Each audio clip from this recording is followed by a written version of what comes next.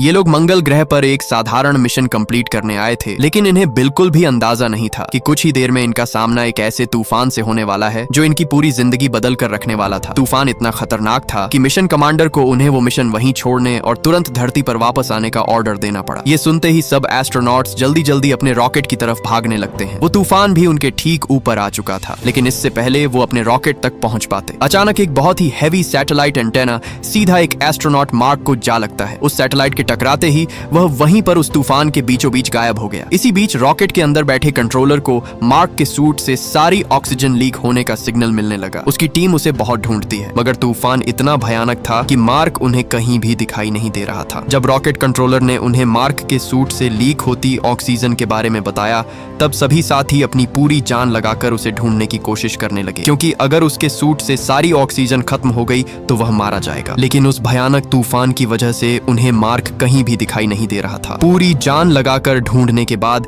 जब उन्हें मार्क कहीं नहीं मिला, तब उन्हें लगा कि अब तक उसकी ऑक्सीजन खत्म हो चुकी होगी और वह मारा जा चुका होगा। उधर दूसरी तरफ उनका रॉकेट भी धीरे धीरे पलटता जा रहा था, और अगर गलती से भी वह रॉकेट पलट गया तो वे हमेशा के लिए यहाँ फंस सकते थे। इसलिए मजबूरन वे मार्क को वहाँ अकेला छोड़कर धरती के लिए निकल जाते हैं। लेकिन असली कहानी तब शुरू हुई जब कुछ घंटों बाद मार्क अचानक अपनी आंखें खोलने लगा, क्योंकि वह अभी भी जिंदा था। लेकिन परेशानी यह थी कि अब वह पूरे मंगल ग्रह पर बिल्कुल अकेला फंस चुका था। मार्क दर्द से तड़पता हुआ धीरे धीरे उठने की कोशिश करता है, क्योंकि उस सैटेलाइट एंटीना के लगते ही उसका एक टुकड़ा उसके शरीर में घुस गया था। लेकिन खुशकिस्मती से उस टुकड़े के आसपास खून जम जाने की वजह से उसकी ऑक्सीजन निकलना बंद हो गई थी। इसी वजह से वह अभी भी जिंदा था। उसने अपना दर्द कम करने के लिए किसी तरह करके उस रॉड का अगला हिस्सा तोड़ दिया। जब उसने सामने देखा तो वहां दूर दूर तक किसी इंसान का नामो निशान तक नहीं था। बस उसके सामने उसका कैंप था, जहां वह और उसके साथी रह रहे थे। वह तुरंत समझ गया कि उसके बाकी सभी साथी शायद कल रात ही यहाँ से निकल गए होंगे। मार्क दर्द से तड़पता हुआ सीधा अपने कैंप तक पहुंच गया। अंदर आते ही उसने तुरंत अपना स्पेस सूट उतारा और अगले ही पल उसने रॉड अपने पेट से खींचकर बाहर निकाल दिया। दर्द इतना ज्यादा था कि उसकी दर्द भरी चीख पूरे बंजर मंगल ग्रह पर फैल गई। लेकिन मुसीबत अभी खत्म नहीं हुई थी। रॉड का एक छोटा हिस्सा अब भी उसके पेट के अंदर घुसा हुआ था। उसने जल्दी से फर्स्ट एड बॉक्स निकाला और किसी तरह करके वह बचा खुचा टुकड़ा भी निकाल दिया। लेकिन अभी भी उसका खून लगातार बहता जा रहा था, इसलिए उसने एक स्टेपलर लिया और उससे अपना जख्म बंद कर दिया। स्टेपलर के लगते ही दर्द से उसकी रूह कांप उठी। अब उसे समझ आ रहा था कि मंगल ग्रह पर उसकी जिंदगी का असली खेल शुरू होने वाला है, क्योंकि अब वह मंगल ग्रह के सुनसान और खतरनाक रेगिस्तान में बिल्कुल अकेला फंस चुका था। दरअसल जिस स्ट्रक्चर से वह टकराया था वह असल में कम्युनिकेशन सैटेलाइट डिश थी, और तूफान में वह पूरी तरह तबाह हो चुकी थी। इसका मतलब था कि अब वह अपनी टीम से बिल्कुल भी संपर्क नहीं कर सकता था। और मान लो अगर किसी तरह नासा को उसके जिंदा होने का सिग्नल मिल भी जाता, तब भी मंगल ग्रह तक रेस्क्यू मिशन पहुंचने में पूरे 4 साल लगने वाले थे। जो कहने में तो आसान है, लेकिन 4 साल तक अकेले वहां रहना किसी दर्दनाक मौत से कम नहीं था। सबसे बुरी बात यह थी कि जिस कैंप में मार्क ने पनाह ली हुई थी वह हमेशा सरवाइव करने के लिए बनाया ही नहीं गया था। अब उसके पास सभी संसाधन धीरे धीरे खत्म होने वाले थे। अगर गलती से भी ऑक्सीजन सिस्टम फेल हो जाता तो उसका सांस लेना नामुमकिन था, और अगर वह सांस न ले पाया तो उसकी जिंदगी खत्म होने वाली थी। मार्क के लिए हालात और भी ज्यादा खराब होते जा रहे थे। खुशकिस्मती से अगर कैंप किसी तरह ज्यादा दिन चल भी गया, फिर भी एक बहुत बड़ा मसला उसके लिए फूड सप्लाई थी। उसके पास इतना राशन बिल्कुल नहीं था कि वह 4 साल तक जिंदा रह सके, जब तक कोई रेस्क्यू मिशन मंगल ग्रह तक पहुंचता। अब हर तरफ से देखा जाए तो उसका मंगल ग्रह पर ज्यादा देर तक टिक पाना लगभग असंभव लग रहा था। मार्क अपनी जिंदगी के आखिरी लम्हे को कंप्यूटर में रिकॉर्ड करने लगा, जैसे वह अपनी जिंदगी के आखिरी फैसले लिख रहा हो। 2 दिन तक मंगल ग्रह पर आने वाला तूफान उसे और भी तोड़ता जा रहा था। हर लम्हा उसे लगता कि अब सब खत्म हो जाएगा। लेकिन फिर उसके अंदर एक ऐसा पल आया। उसने फैसला किया कि वह किसी भी सूरत यहाँ से निकल कर ही रहेगा। उसने एक प्लान बनाया कि अगर भविष्य में कोई रेस्क्यू मिशन मंगल ग्रह पर आता है तो वह तब तक जिंदा रहने की कोशिश करेगा। प्रॉब्लम यह थी कि वह मिशन अभी काफी साल दूर था, और उसी गैप को सरवाइव करना सबसे बड़ा चैलेंज था। मार्क ने अपने पास रखे खाने का हिसाब लगाया। तब उसे पता चला कि टीम के सभी मेंबर्स का खाना मिलाकर भी उसके पास सिर्फ इतना राशन बचा था जो लगभग 1 साल तक ही चल सकता था। और मंगल ग्रह पर 1 साल सरवाइव करना भी किसी चमत्कार से कम नहीं था। अब उसे अपनी मौत करीब आती हुई दिखाई दे रही थी। वह अपनी मौत को करीब आता हुआ देख ही रहा था कि अचानक उसे कुछ आलूओं का पैकेट दिखाई दिया। उस पैकेट को देखते ही वह समझ गया कि अब भी वह यहाँ सरवाइव कर सकता है। उसने फैसला किया कि वह सब आलूओं को यहाँ उगाकर अपने लिए इतना खाना बनाएगा जिससे वह इस जगह पर बाकी के 3 साल आराम से गुजार सके। लेकिन मंगल ग्रह की बंजर जमीन पर सीधे कुछ उगाना लगभग नामुमकिन था, क्योंकि क्योंकि यहाँ पर कुछ उगाने के लिए उसे पानी चाहिए था,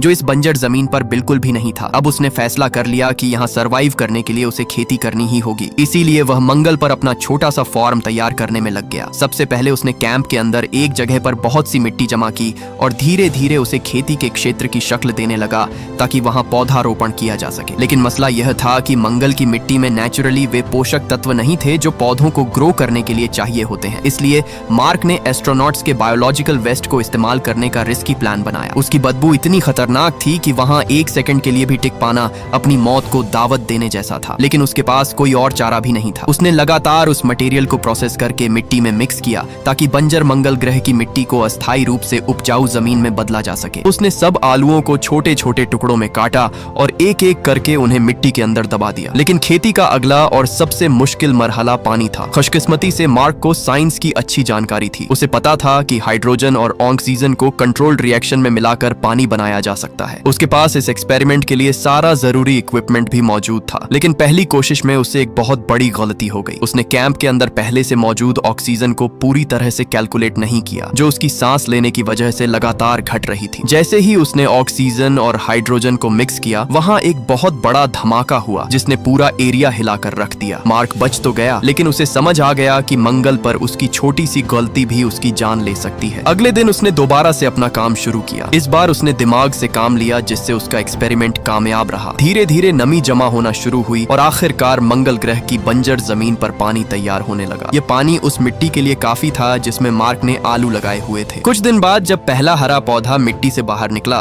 तो उसे देखते ही उसकी खुशी का कोई ठिकाना नहीं था। दूसरी तरफ धरती पर नासा ने ऑफिशियली ऐलान कर दिया कि मार्क वॉटनी अब जिंदा नहीं रहा। यह खबर पूरी दुनिया में तेजी से फैल गई और सब लोग उसे लॉस्ट एस्ट्रोनॉट समझने लगे। यहाँ तक कि उसका अंतिम संस्कार भी कर दिया गया। अगले दिन नासा ऑफिस में विंसेंट नाम का एक एनालिस्ट डायरेक्टर से कहता है कि सैटेलाइट को एरेस 3 मिशन एरिया की तरफ मोड़कर दोबारा स्कैन करना चाहिए। लेकिन नासा मैनेजमेंट इस आइडिया को रिजेक्ट कर देती है। उनका डर यह था कि अगर कैमरों ने मार्क की डेड बॉडी कैप्चर कर ली तो वे इमेजेस पूरी दुनिया में फैल सकती हैं। और नासा को लग रहा था कि ऐसा होने से आवाम का भरोसा टूट सकता है। लेकिन विंसेंट इतनी आसानी से हार मानने वालों में से नहीं था। विंसेंट ने एरेस 3 लैंडिंग जोन के बिल्कुल सटीक कोऑर्डिनेट्स सैटेलाइट टीम को भेजे ताकि उस एरिया को दोबारा नजदीक से देखा जा सके। सैटेलाइट ऑपरेशंस संभालने वाली एक्सपर्ट टीम मेंबर मिंडी ने जब कैमरों को उस लोकेशन की तरफ फोकस किया तो वह हैरान रह गई। उसने देखा कि मिशन का कुछ इक्विपमेंट अपनी ओरिजिनल जगह पर नहीं था। कुछ चीजें साफ दिखाई दे रही थीं कि उन्हें वहां से हटाया गया है। सबसे ज्यादा सरप्राइजिंग बात यह थी कि रोवर भी अपनी जगह से हट चुका था। वही रोवर जिस पर सामान इधर उधर ले जाया जाता है। मंगल ग्रह जैसी सुनसान जगह पर इक्विपमेंट का खुद से मूव होना नामुमकिन था। यह देखते ही मिंडी को समझ आ गया कि मार्क वॉटनी अभी भी जिंदा है। उसने तुरंत विंसेंट को बुलाया और सब कुछ बताया कि उनके कुछ इक्विपमेंट अपनी जगह से हटाए गए हैं। मतलब वहाँ कोई है जो इक्विपमेंट के साथ छेड़छाड़ कर रहा है और वह कोई और नहीं बल्कि मार्क ही हो सकता है। ये खबर सुनते ही विंसेंट भी दंग रह गया। उसने तुरंत नासा डायरेक्टर एलेक्स को यह सब बताया। शुरू में नासा डायरेक्टर ने इसे इग्नोर करने की कोशिश की। उनका कहना था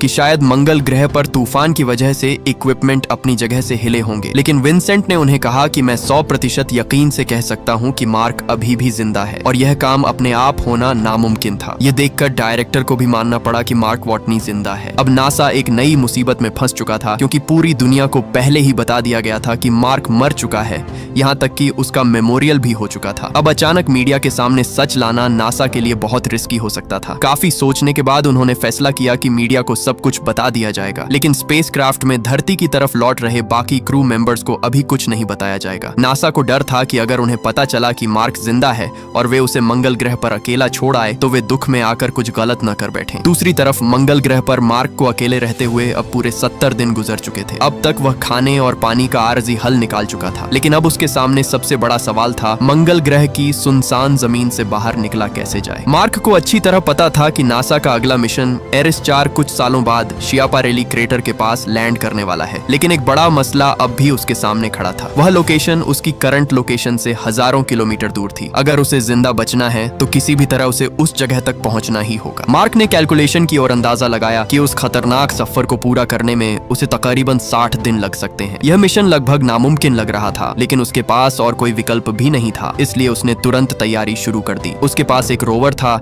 जो ठीक से काम नहीं कर रहा था, लेकिन मार्क सिर्फ एस्ट्रोनॉट ही नहीं बल्कि एक ताकतवर इंजीनियर भी था। उसने खराब हुए रोवर के काम करने वाले कुछ हिस्से निकाले और उन्हें दूसरे रोवर में फिट करना शुरू कर दिया। काफी देर रिपेयर करने के बाद उसने अपने रोवर को इतना अपग्रेड कर लिया कि अब वह मंगल ग्रह की उस लोकेशन तक पहुंच सकता था जहां नासा का एरेस-4 मिशन लैंड करने वाला था। अब उसका अगला चैलेंज सिर्फ सरवाइव करना नहीं था, बल्कि पूरे मंगल ग्रह को क्रॉस करना था। जब वह अपने कैंप से उस लोकेशन की तरफ निकला, तब मंगल ग्रह पर रात के वक्त तापमान इतना ज्यादा गिर जाता था कि इंसान कुछ ही देर में जम सकता था। अगर उसने इसका हल न निकाला तो वह 60 दिन क्या, एक दिन भी टिक नहीं पाएगा। तभी उसके अंदर एक और खतरनाक आइडिया आया। उसकी टीम मंगल ग्रह पर आते ही एक न्यूक्लियर पावर सोर्स को जमीन में दबा कर गई थी ताकि वह सेफली एनर्जी प्रोवाइड करता रहे। ये डिवाइस बहुत पावरफुल था, लेकिन अगर थोड़ा सा भी डैमेज हो जाता तो उससे निकलने वाली रेडिएशन किसी भी इंसान के लिए दर्दनाक मौत साबित हो सकती थी। रिस्क बहुत बड़ा था, लेकिन मार्क के पास और कोई रास्ता भी नहीं था। उसने उस बैटरी को जमीन से निकाला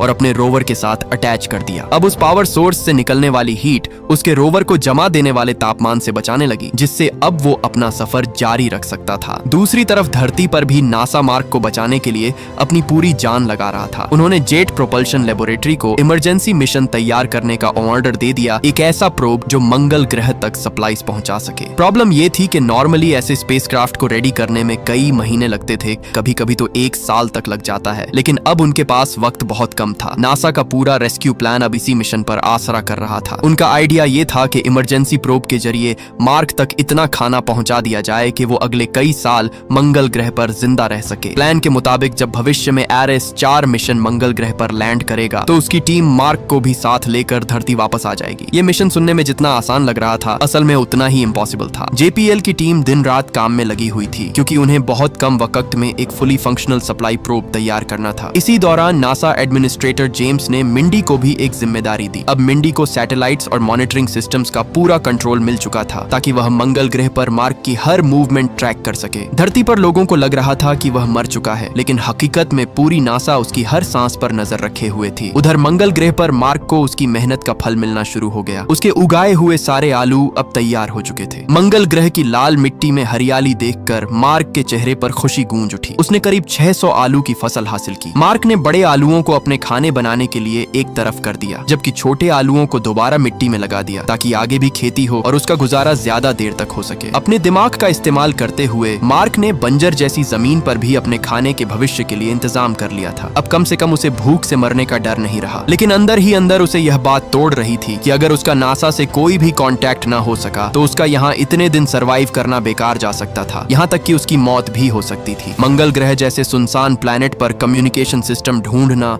लगभग नामुमकिन था, लेकिन मार्क हार मानने वालों में से नहीं था। काफी सोचने के बाद उसे एक आइडिया आया। वह बिना वक्त गंवाए अपने रोवर में बैठा और मंगल ग्रह की एक खतरनाक जगह की तरफ निकल पड़ा, जो उसके कैंप से लगभग 60 दिन की दूरी पर थी। उधर धरती पर सैटेलाइट्स के जरिए उसकी हर मूवमेंट मॉनिटर की जा रही थी। मिंडी और विंसेंट दोनों दंग रह गए। उन्हें समझ नहीं आ रहा था कि मार्क अपने कैंप को छोड़कर इतनी दूर क्यों जा रहा है। दिन गुजरते गए और मार्क लगातार एक ही दिशा में आगे बढ़ता रहा। मंगल ग्रह की सुनसान जमीन पर उसकी जिंदगी का सबसे खतरनाक सफर कई दिनों तक जारी रहा। जैसे जैसे वह आगे बढ़ता गया, नासा की पूरी टीम के अंदर खौफ और भी बढ़ने लगा। नासा की टीम अब तक समझ ही नहीं पा रही थी कि मार्क आखिर कर क्या रहा है। इसी बीच अचानक विंसेंट को कुछ याद आ गया। उसने तुरंत मंगल ग्रह के मैप पर मार्क का पूरा रूट मैप किया, तो उसे पता चला कि मार्क असल में एक पुराने मंगल ग्रह प्रोब पाथफाइंडर की तरफ जा रहा है। ये वही रोबोटिक लैंडर था जिसे नासा ने बहुत साल पहले मंगल ग्रह पर भेजा था, ताकि वह वहां की मिट्टी का सारा डेटा कलेक्ट कर सके। पहले तो वे इस मिशन में सफल रहे, लेकिन कुछ सालों बाद उसकी बैटरी डेड हो गई और धरती का उससे हमेशा के लिए संपर्क टूट गया। तब से वह पाथफाइंडर मंगल ग्रह की मिट्टी में कहीं दबा हुआ था। इसलिए मार्क उसे ढूंढने के लिए निकला था, क्योंकि वही उसे नासा की टीम से कांटेक्ट करवा सकता था। काफी खोजने के बाद आखिरकार उसने मंगल ग्रह की मिट्टी में दबा हुआ पाथफाइंडर निकाल ही लिया। विंसेंट का अंदाजा बिल्कुल सही साबित हुआ, लेकिन एक और चैलेंज अभी बाकी था। कम्युनिकेशन तभी पॉसिबल होती अगर नासा के पास धरती पर उस सिस्टम का वही मॉडल मौजूद होता। विंसेंट बिना देर किए कैलिफोर्निया में मौजूद जेपीएल की तरफ निकल पड़ा, क्योंकि अब सालों पुरानी टेक्नोलॉजी ही मार्क और धरती के दरमियान इकलौता कनेक्शन बन सकती थी। खुशकिस्मती से जेपीएल में उस पाथफाइंडर का बचा हुआ मॉडल अब भी सुरक्षित पड़ा हुआ था। विंसेंट ने तुरंत कुछ वैज्ञानिकों को अपने पास बुलाया जो सालों पहले इसी पाथफाइंडर मिशन पर काम कर चुके थे। अब विंसेंट के लिए असली खेल शुरू हो चुका था, लेकिन क्या वह मार्क को बचा पाएगा या नहीं, ये हमें आगे जाकर पता चलेगा। उधर मंगल ग्रह पर मार्क ने पाथफाइंडर की डेड बैटरी निकाली और उसे अपने कैंप के पावर सोर्स से कनेक्ट कर दिया। जैसे ही उसने उसे कनेक्ट किया, खुशकिस्मती से वह काम करने लगा। जैसे ही उसने उस पाथफाइंडर का एंटीना धरती की तरफ घुमाया, अचानक JPL के पुराने मॉडल को जो नासा के पास पड़ा था तुरंत सिग्नल मिल गया। पूरी टीम ने जैसे ही उस पाथफाइंडर को काम करता हुआ देखा, उनकी खुशी का कोई ठिकाना नहीं रहा। एक ऐसा स्पेसक्राफ्ट जिससे सालों पहले कांटेक्ट टूट चुका था, वह दोबारा काम कर रहा था। जब एक मेंबर ने पाथफाइंडर को कमांड्स भेजनी शुरू की और जैसे ही उसने कमांड दी, मंगल ग्रह पर पड़े पाथफाइंडर का कैमरा ऑटोमेटिक ऑन हो गया। मंगल ग्रह पर पाथफाइंडर का कैमरा हिलता देखकर मार्क तुरंत समझ गया कि धरती पर मौजूद नासा की टीम उससे कांटेक्ट करना चाह रही है। उसने तुरंत एक बोर्ड उठाया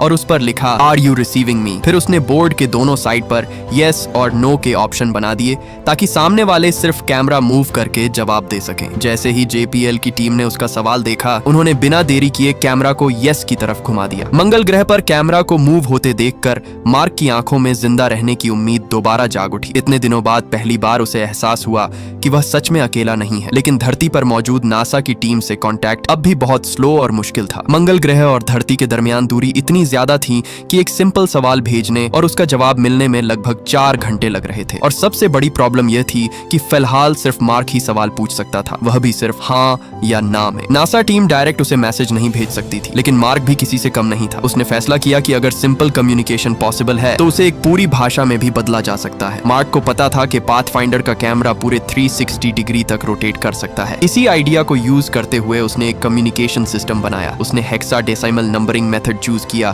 क्योंकि हेक्साडेसिमल वैल्यूज को ASCII कोड्स में कन्वर्ट करके लेटर्स और वर्ड्स बनाए जा सकते थे। अर्थ पर विंसेंट और उसकी टीम ने भी पाथफाइंडर के चारों तरफ हेक्साडेसिमल सिंबल्स लगा दिए ताकि कैमरा मूवमेंट्स के थ्रू मैसेजेस एक्सचेंज किए जा सकें। अब धीरे धीरे मंगल ग्रह और धरती के दरमियान एक साधारण भाषा तैयार होने लगी थी, लेकिन ये तरीका बहुत स्लो था। एक साधारण सा मैसेज भेजने में भी काफी वक्त लग जाता था। इसलिए नासा साइंटिस्ट्स ने मार्क को कुछ स्पेशल कोड भेजे। उसने उन कोड्स की मदद से अपने रोवर को पाथफाइंडर सिस्टम के साथ कनेक्ट कर दिया, जिससे अब वह अपने कंप्यूटर से डायरेक्ट टेक्स्ट मैसेजेस भेज सकता था, जो पहले के मुकाबले में बहुत ज्यादा तेज था। नासा ने उसे मैसेज भेजा कि रेस्क्यू ऑपरेशन स्टार्ट हो चुका है और सबसे पहले उसके लिए ज्यादा से ज्यादा खाने पीने की चीजें भेजी जाएंगी, ताकि जब तक नासा की टीम दोबारा मंगल ग्रह तक पहुंचेगी तब तक वो खाना उसके काम आ सके। ये मैसेज पढ़ते ही उसके अंदर एक नई उम्मीद जग उठी। अब पहली बार उसे लग रहा था कि शायद वह वाकई यहाँ से जिंदा वापस जा सके। फिर उसने नासा की टीम से एक सवाल किया कि मेरे सब साथियों को ये पता है कि मैं जिंदा हूँ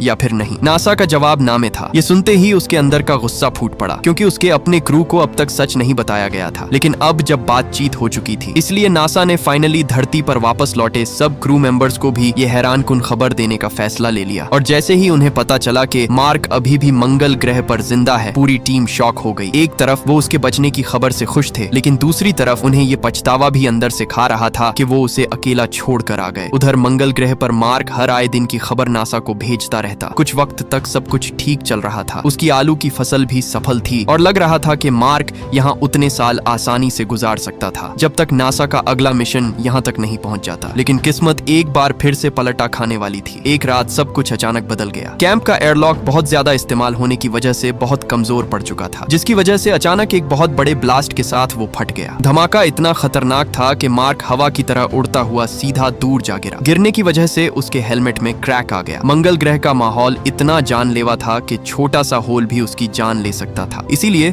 उसने तुरंत टेप से हेलमेट को बंद किया और किसी तरह वापस अपने कैंप के अंदर पहुंच गया। जैसे ही वो अपने कैंप के अंदर पहुंचा, जो नजारा उसके सामने था उसने उसे पूरी तरह तोड़ दिया। वहां के बढ़ते तापमान ने उसकी पूरी की पूरी फसल तबाह करके रख दी। अब दोबारा उस फसल को उगाना लगभग नामुमकिन था। अपने सामने अपनी फसल को तबाह होता देखकर वो बहुत ज्यादा घबरा जाता है, क्योंकि अब उसके पास सिर्फ इतना राशन बचा था जो कुछ महीने ही चल सकता था। दूसरी तरफ धरती पर नासा ने उसके लिए इमरजेंसी सप्लाई रॉकेट लॉन्च करने की तैयारी शुरू कर दी थी। सबको लग रहा था कि ये मिशन मार्क की जिंदगी बचा लेगा, लेकिन लॉन्च के कुछ ही सेकंड्स बाद रॉकेट हवा में ही फटकर तबाह हो गया। अपनी आखिरी उम्मीद को अपने सामने से जाता देखकर अब उसे लगा कि उसका यहीं पर मरना तय है। अपनी मौत को अपने करीब आता देख उसने कमांडर लुइस को एक मैसेज भेजा। उसका कहना था कि अगर वो वापस ना आ सका तो उसके माँ बाप को बताया जाए कि उसका बेटा एक सार्थक मिशन का हिस्सा था। ये मैसेज देखते ही धरती पर मौजूद नासा की टीम भी अपनी हिम्मत हार जाती है। लेकिन उधर मंगल ग्रह पर बैठा मार्क किसी भी तरह करके वहां से धरती की तरफ जाने का फैसला ठान लेता है। वहां धरती पर मार्क के नाकाम सप्लाई मिशन की न्यूज पूरी दुनिया देख रही थी। इसी बीच चाइना की स्पेस एजेंसी के टॉप साइंटिस्ट्स ने भी ये ब्रॉडकास्ट देखा। तब चाइना ने इंसानियत के नाम पर नासा की मदद करने का ठान लिया। उन्होंने नासा को अपना एक पावरफुल रॉकेट दिया ताकि रेस्क्यू मिशन को एक और चांस मिल सके। अब नासा के पास उम्मीद की एक नई किरण थी। अगर वो इस बार भी नाकाम रहे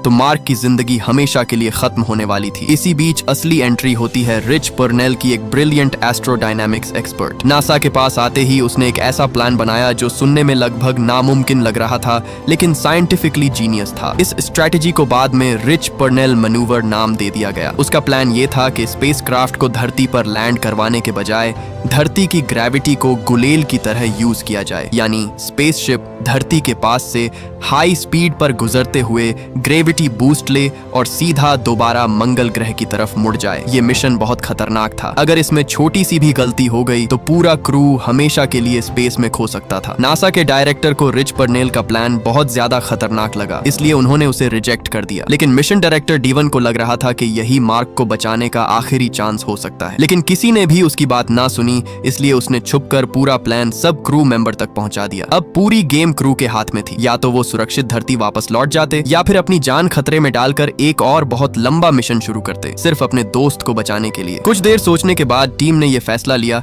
कि वो किसी भी सूरत अब मार्क को अकेला छोड़कर वापस धरती पर नहीं जाएंगे। उधर मंगल ग्रह पर मार्क भी अपने काम में लगा था। उसे लगभग 60 दिन का और खतरनाक सफर करके उस एक और MAV तक पहुंचना था जो भविष्य एरिस 4 मिशन के लिए पहले से मंगल ग्रह पर रखा गया था। लेकिन ये उसके पास एक आखिरी मौका था यहाँ से धरती की तरफ जिंदा जाने का, इसलिए उसने कई दिन तक सिर्फ अपने पास बचे कुचे आलू खाकर अपना सफर शुरू कर दिया। कई दिन का खतरनाक और जानलेवा सफर करके आखिरकार वो उस MAV तक पहुंच ही गया। लेकिन उसके आगे एक बार फिर से नई मुसीबत आ खड़ी हुई। MAV को इतना हल्का बनाना जरूरी था कि वो मार्स की ऑर्बिट तक पहुंच सके। नासा ने उसे तुरंत कहा कि रॉकेट से गैर जरूरी चीजें निकाल दी जाएं। मतलब अब मार्क को असल में एक खुले छत वाले रॉकेट में लॉन्च लेना था, जो देखने में किसी जुगाड़ मशीन जैसा लग रहा था। दूसरी तरफ क्रू स्पेसक्राफ्ट मंगल ग्रह की ऑर्बिट में पहले ही पहुंच चुका था और सबकी नजरें मार्क के लॉन्च पर लगी हुई थीं। जैसे ही मार्क ने अपना MAV लॉन्च किया, रॉकेट बहुत तेजी से उड़ने लगा। लेकिन लॉन्च के प्रेशर को उस MAV की नोक पर लगी तिरपाल सह ना सकी, जिससे वो वहीं पर फट गया और अचानक प्रेशर की वजह से मार्क भी बेहोश हो गया। खुशकिस्मती से MAV कामयाबी से मंगल ग्रह की ऑर्बिट में एंटर कर गया। लेकिन एक बार फिर से एक बहुत बड़ी मुसीबत ठीक उसके सामने आ खड़ी हुई। हार्मेस और मार्क के स्पेसक्राफ्ट के दरमियान अब भी तकरीबन 68 किलोमीटर का फासला था। इतनी दूरी से डायरेक्ट रेस्क्यू करना इम्पॉसिबल लग रहा था। ये देखते ही कमांडर लुइस ने तुरंत हर्मेस के सब इंजन एक्टिवेट करने का ऑर्डर दिया। क्रू ने थ्रस्टर्स यूज करके हर्मेस को मैक्सिमम स्पीड से MAV के करीब लाना शुरू किया। दूसरी तरफ मार्क को जैसे ही होश आया, उसकी आवाज सब क्रू मेंबर के पास जा पहुंची, जिसे सुनते ही पूरी क्रू की जान में जान आ गई। अब उन्हें लगा कि उन्होंने अपना मिशन पूरा कर दिया, लेकिन खतरा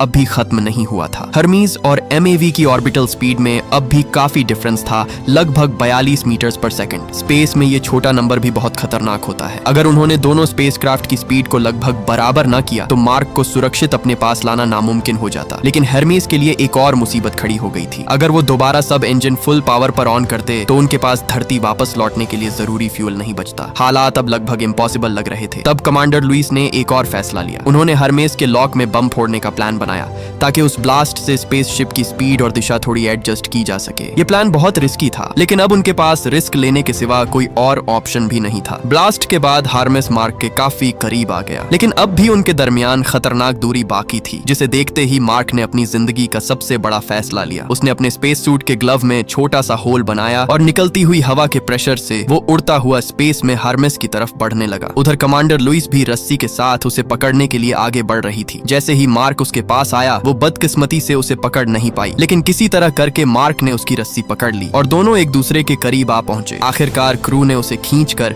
अपने हर्मिस के अंदर ले लिया। उस लम्हे पर सिर्फ हर्मिस क्रू ही नहीं बल्कि पूरी धरती खुशी से गूंज उठी। महीनों तक मार्स पर अकेले सरवाइव करने के बाद मार्क वॉटनी आखिरकार अपने साथियों के पास वापस आ ही गया और ये मूवी यहीं पर एंड हो जाती है। अगर ये वीडियो आपको अच्छी लगी तो इस वीडियो को लाइक और हमारे इस चैनल को सब्सक्राइब कीजिएगा।